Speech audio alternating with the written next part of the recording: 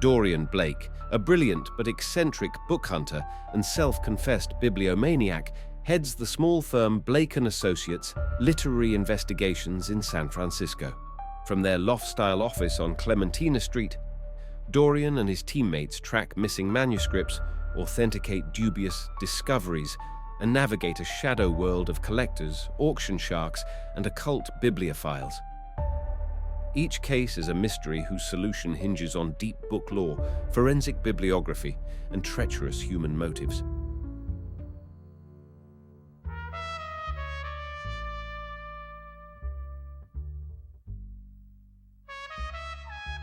Episode 8, Poison Gloss, a Blake and Associates Codex Chronicle. Prologue, A Fatal Bloom. The night watchman at the Royal Pacific shipping warehouse would later insist the intruder moved like parchment in wind, a whisper, not a shadow. Security cameras caught only a gloved hand splitting a wooden crate, then empty frames, and finally a figure crumpled beside the loading bay, twitching like a marionette whose strings had tangled. By dawn, the thief was a corpse, a gaunt woman in boutique hiking gear, lips blackened, pupils filmed with grey. The crate's manifest read, Hortus Maleficarum, Northern Italian, circa 1520. Polychrome vellum, gilt initials. The crate itself was shattered, yet the book lay beside the body as though placed in reverence. Its illuminations gleamed, roses shaped like coiled serpents, mandrake roots carved into tiny, suffering men, inks that flashed peacock green when the light struck just so. First responders tagged a vial rolling near the corpse, clear glass, half full of amber fluid. The hazmat tech uncorked it, sniffed, recoiled. Arsenical orpiment, he muttered. 12 hours later, Dorian Blake received the call, another historic volume in jeopardy, another corpse in its wake. The client in ivory. Blake's loft office thrummed with reconstruction work. Meera Patel had insisted on new surge-protected circuits after last month's blackout. The smell of sawdust mingled with coffee laced with Sichuan peppercorn, Leo's latest experiment. Despite the chaos, Blake sat in a wedge of morning sun, repairing a 17th-century map of the Barbary coast. The elevator dinged. Clara Havelock emerged first, scanning reflexively. Behind her strode a woman in ivory slacks, auburn hair pinned with surgical exactness. She paused under the ceiling fan's lazy rotation and extended a gloved hand. "I'm Amelia Scarver. I represent the Lombard Botanical Society." Her handshake was economic, a transaction of respect, not affection. "Tell me about the Hortus Maleficarum," Blake said, inviting her to the long table. Scarver placed a tablet on the oak surface. Images scrolled, vine-choked initials, poison branches twined in gold leaf. The society purchased the herbal at auction 6 weeks ago. It travelled from Milan by bonded courier. Yesterday, the courier's drop crate was breached. The thief, Ms. Lena Roque, a freelance conservator, died on site. We are told she was exposed to pigments containing arsenic trisulfide. Meera whistled. Old illuminators loved orpiment for vivid yellows. They didn't know about chronic poisoning, or they didn't care. She cared enough to bring an empty vial, Leo observed, zooming the security still. See needle scratch on the stopper. She drew a sample. Scarver's voice wobbled only once. The book is irreplaceable. But if it kills, we need an answer before customs seizes it as hazardous material. Blake closed his penknife, eyes sharpening. We'll quarantine it in our lab. But first, Miss Scarver, who else knew the shipment schedule? 3 people in Milan, 2 in San Francisco, she said, and my assistant, who compiled the paperwork. Meera's eyebrow climbed. Assistants leak like sieves. Scarver's composure fluttered. He is missing. A toxic legend. Hortus Maleficarum, the cursed herb garden, was notorious in bibliographic folklore. Its anonymous illuminator, known only as Il Jacopo Veleno, was said to have ground deadly plants into his inks so rivals would perish turning the pages. Over 5 centuries, the book's owners suffered an uncomfortable ratio of early deaths. Scholars dismissed the tales. Arsenic was a common 18th century pigment, but a pattern remained. The victims always displayed rapid systemic failure, almost instantaneous. Contact dose can't kill that fast, Mira muttered in the van while Clara threaded through Chinatown traffic.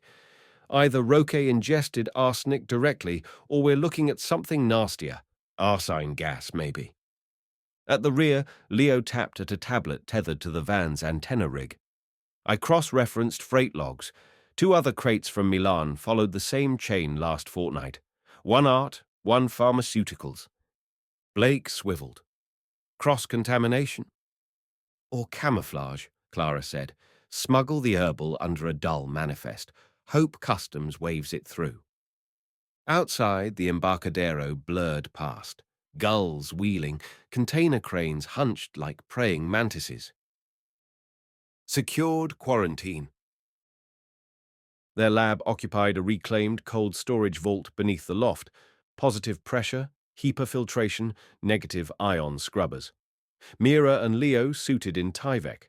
Blake opted for cotton gloves and a respirator, trusting instinct and Mira's caution. The book lay on a stainless steel tray inside a plexiglass glove box, surface still beaded with what looked like resin tears. Mira sampled the green-blue flourishes. Verdigris? Not lethal in dry form. The yellow, though, orpiment. She ran a handheld XRF scanner. The graph spiked at arsenic and sulfur. What about organic arsenicals? Blake asked. I'll culture swabs, Mira said. But what killed Roque looks like acute ingestion. She either tasted the paint, unlikely, or opened that vial. Leo angled a UV lamp. Iridescent specks sparkled around the margins. Sublimed crystals. She may have scraped pigment into solvent.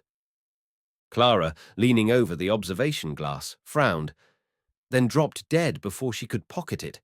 Who hires a conservator to perform theft, then arms her with a poison vial she can't handle? That, Blake said, is the question we invoice for. A second corpse. 2 hours into the swab assays, SFPD Detective Inez Calderon arrived uninvited, raincoat speckled, expression walled. Blake, you've got a new dead body. Blake's shoulders sagged. He gestured her to the unsealed stair landing away from the clean room. One Ernst Garibaldi, Calderon said. Freelance art shipping clerk. Found in a Tenderloin motel an hour ago. Same black lips, same vial. Mira joined them, peeling off gloves. Arsenic again. Lab's still cooking, Calderon replied, but we found airline tickets to Hong Kong. Departure tonight, and a note naming your client, Miss Scarver. She handed over a plastic evidence bag. Inside, a printed email. Payment confirmed. Deliver pigment sample. Society will pay remainder on proof of lethality.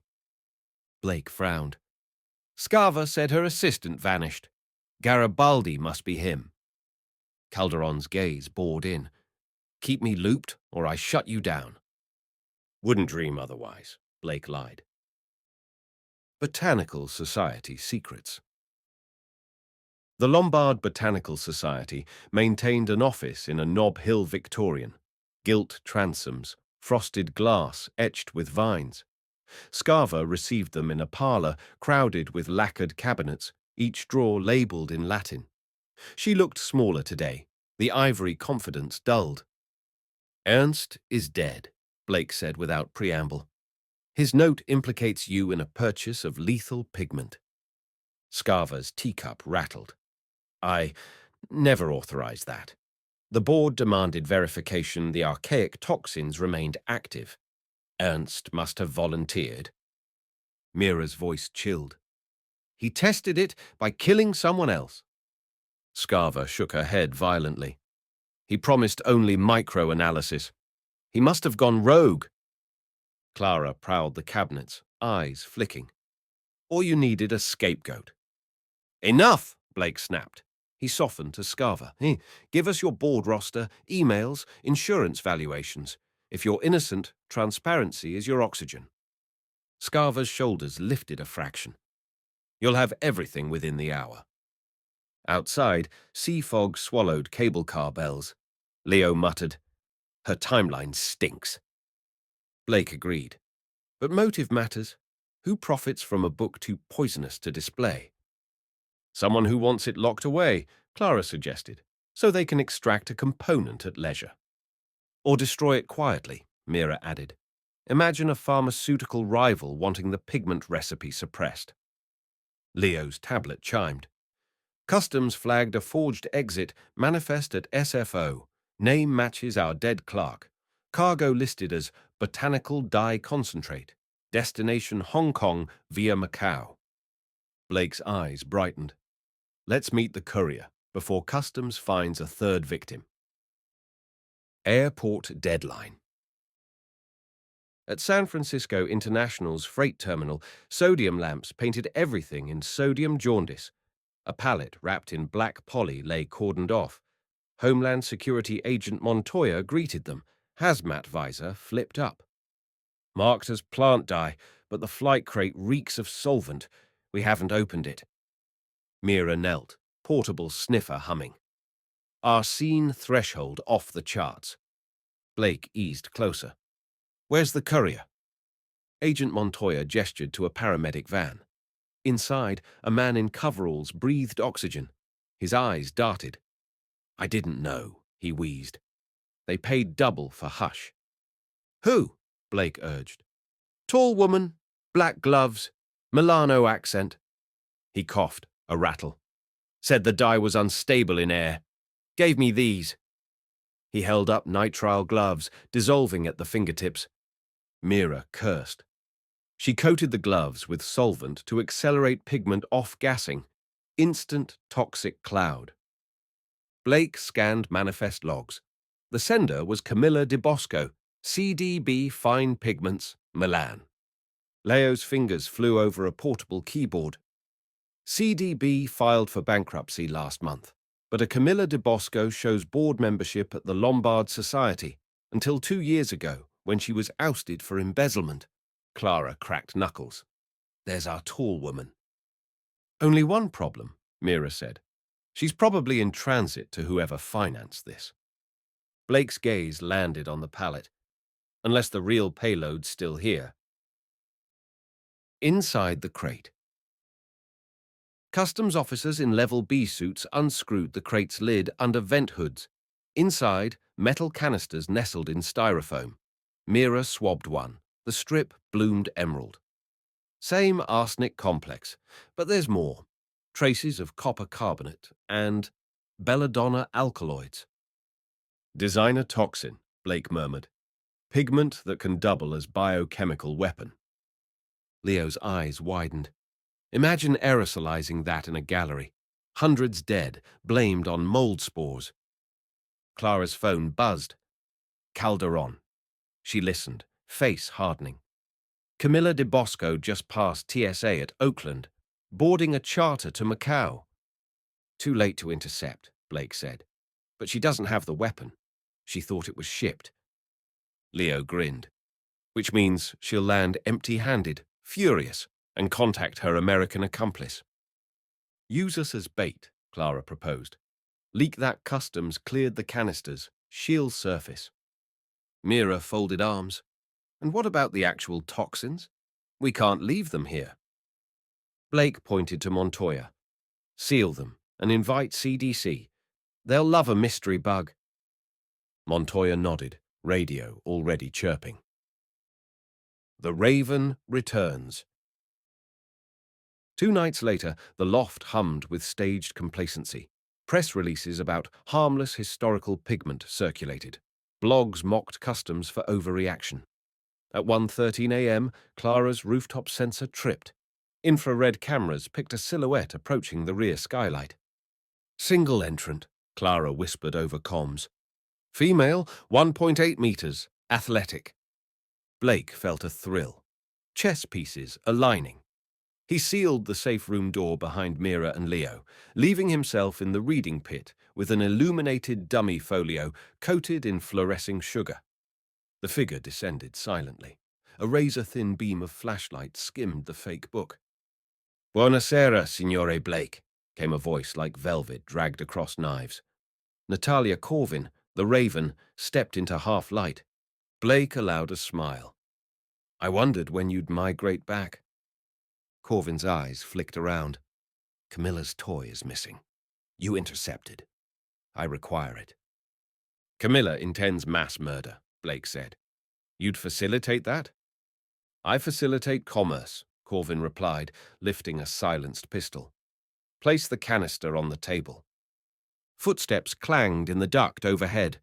Clara. Corvin's eyes darted, muzzle following sound. Blake upended the dummy folio. Fluorescing powder erupted. Corvin cursed, momentarily blinded. Clara dropped through an access hatch, sweeping Corvin's feet. The pistol skittered. Corvin rolled, knife flashing, nicked Clara's arm, vaulted to a shelf, and sprang for the smashed skylight. Blake chased, lungs flaming. On the roof, fog churned like milk in ink. Corvin balanced at gutter's edge. "Tell Camilla," Blake called. "Her poison's in CDC lockdown. Only way to retrieve it is with a hazmat escort and an indictment." Corvin backed toward a rappel rope. "Camilla is dead." Blake froze. "What?" "Notify your detective friend," Corvin said softly. "Oakland PD found her in long-term parking. Black lips, same vial.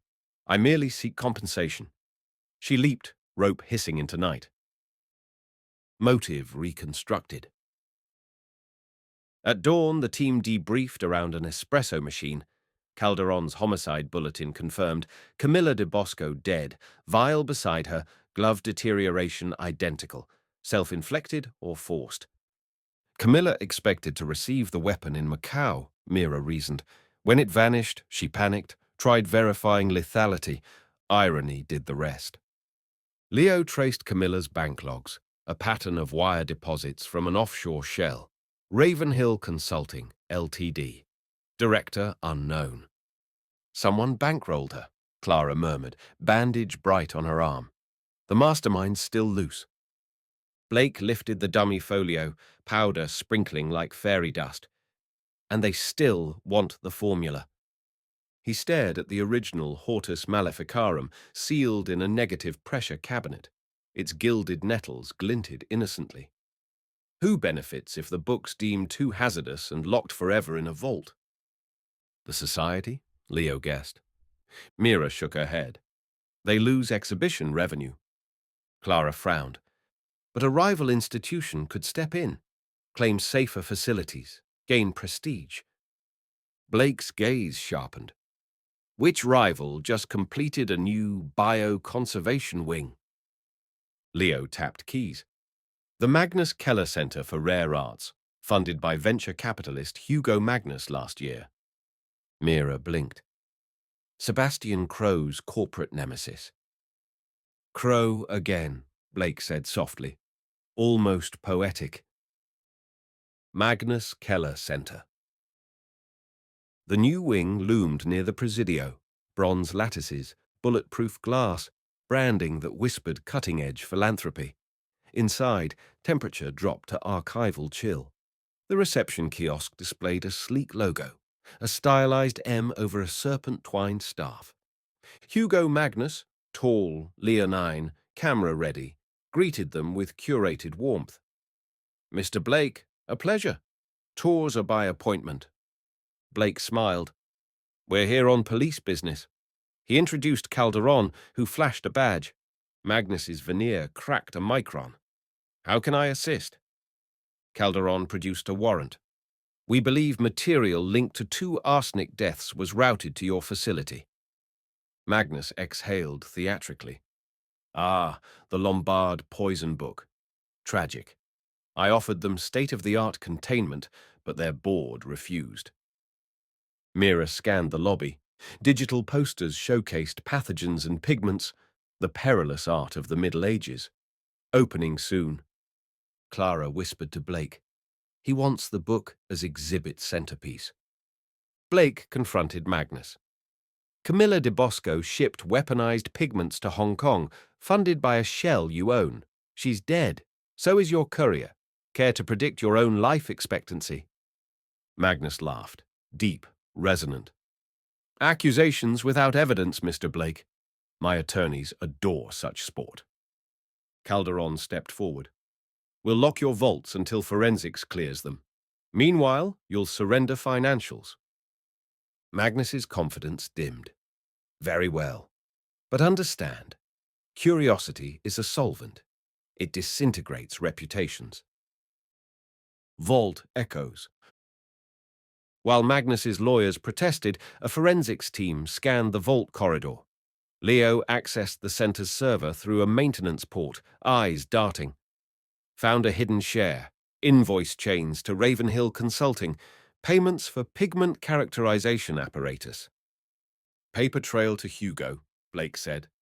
Mira's XRF scanner beeped near a vent. Arsenic dust. Calderon radioed uniforms to seal the premises. Magnus, flanked by counsel, vanished behind glass doors, panic in his stride. Clara slipped a lockpick from her bandage, approached a server annex door. Give me 40 seconds. 20, Blake said. She grinned, pins dancing. With a soft snick, the door opened. Inside, rows of inert canisters mirrored those at the airport. One lay open, powder crusting its rim. Mira sampled. Our pigment, minus belladonna. Leo studied a whiteboard. Formulation tests, aerosol dispersion patterns. He was perfecting a non-volatile version, safe to handle, lethal when heated. Blake's chest tightened. Museum lighting could trigger it. Alarms shrilled. Magnus's voice boomed over PA. Unauthorized breach. Evacuate. Clara cursed. He's purging evidence. Leo pointed to a fuse panel. Ventilation override. He'll flood corridors with argon to suffocate any ignition. Or anyone inside, Mira added. Choke point. Argon hissed. Emergency strobes blinked red. Visibility fell as mist roiled. Blake's respirator fogged. Mira handed extras to Calderon's team. Clara navigated by memory to exit maps she'd sketched earlier. Service stair, 2 o'clock. Doors magnet sealed. Leo jacked a tablet into a control jack, fingers blur. Manual locks overridden, 15 seconds. A silhouette surged through mist. Hugo Magnus, gas mask glinting, pistol leveled. Stay where you are. The facility is compromised. I'm securing biohazards. Blake stepped forward. You mean murdering witnesses? Magnus's voice muffled. History rewards those who manage fear. My exhibit will open worldwide syndication. Pathogens are the new pop art. He's unhinged, Calderon hissed, weapon drawn. Magnus fired, a deafening pop. The round ricocheted steel. Mira flinched, shoulder grazing. Clara dove, sliding a floor panel aside. Down, shoot! Leo yanked the server cable. Locks clicked. Calderon's officers tackled Magnus. Guns skittered. Argon roar ceased. Blake helped Mira. Her lab coat darkened with blood, but she waved him off. Through and through. Magnus spat plastic taste. You've doomed culture to anemia, Blake. Culture survives, Blake said. Egomaniacs rarely do. Truth in vellum. Days later, in their loft, sun streamed through the repaired skylight. Mira's arm rested in a sling. Clara's stitches itched. Leo nursed bruises shaped like binary code. The Hortus Maleficarum sat under triple glass, clean, catalogued, inert. Blake leafed it with featherweight tongs. Gilded belladonna vines shimmered. Between folios lay a parchment slip unnoticed until decontamination. Pigment alone is not evil, only intent may poison. Il Jacopo Veleno. Mira smiled. The illuminator left a disclaimer. Leo chuckled. Medieval EULA. Calderon arrived bearing pastries. Magnus's hearing is tomorrow. Charges, conspiracy, attempted murder, biological weapons. Crow sent champagne, said you keep saving his rivals from themselves. Blake groaned. Crow's gratitude terrifies me. Clara toasted with espresso.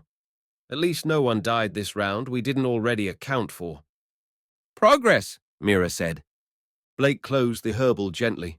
Outside, foghorns bellowed. Inside, still points blossomed, tiny pauses between crises. He savored the quiet, knowing the next call would shatter it.